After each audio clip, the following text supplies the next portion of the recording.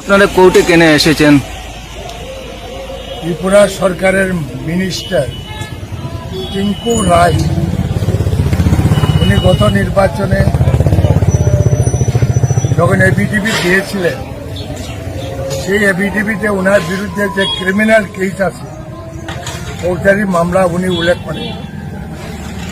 এরপরে ওনার যে কোয়ালিফিকেশন শিক্ষাগত যোগ্যতা এটা ফলস হবে, এইসব কারণে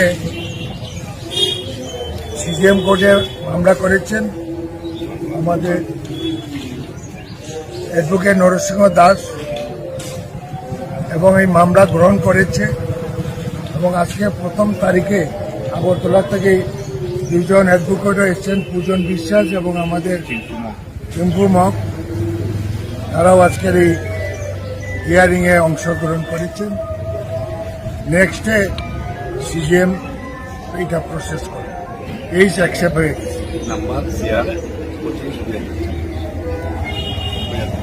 কেস নাম্বার CR 25/2027।